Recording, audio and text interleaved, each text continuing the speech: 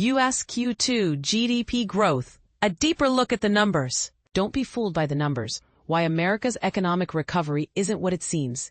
The U.S. economy appeared to rebound in Q2 with 3% annualized growth. But dig deeper, and you'll find a troubling story of artificial gains and hidden weaknesses. While consumer spending modestly recovered, rising 1.4% after nearly stalling earlier this year, the real driver of this growth wasn't innovation or productivity.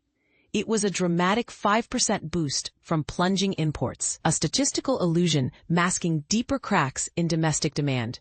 And here's the twist. Private sector investments cratered by 15.6%, signaling a crisis of confidence among businesses. But here's where it gets controversial. The White House celebrated these numbers as proof of Trump's America First success, claiming reduced foreign reliance and job creation. Yet, economists argue the data reveals a policy-initiated slowdown fueled by tariff chaos. For instance, while imports dropped partly due to post-tariff inventory adjustments, exports of cars and auto parts also fell, a direct consequence of retaliatory tariffs on steel and aluminum. Even job growth slowed, with sectors like wholesale trade showing strain. Let's break this down simply. GDP growth relies on 4 pillars: consumer spending, business investment, government spending, and net exports. When imports fall faster than exports, even if both decline, it artificially inflates GDP. Meanwhile, final sales to U.S. businesses and consumers grew just 1.2%, the weakest pace since 2021. This isn't strength, it's volatility, argues Skanda Amarnath of Employ America, pointing to erratic trade policies disrupting supply chains.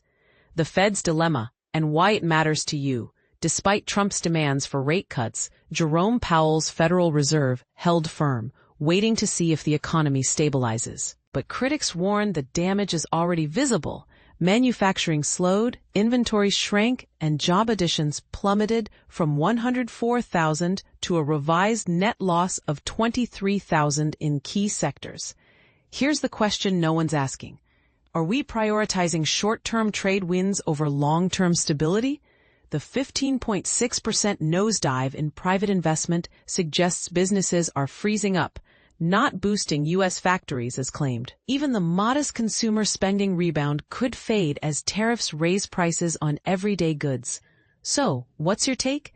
Is this GDP surge a sign of resilience or a warning flare for recession? And should the Fed cut rates to stimulate growth or stay cautious amid policy chaos? Share your thoughts below. The debate is just getting started. Final note, all data sourced from U.S. Commerce Department reports, Labor Department filings, and analysis from leading economists at MIT, Employ America, and the Center on Budget and Policy Priorities, via Al Jazeera and affiliated news agencies.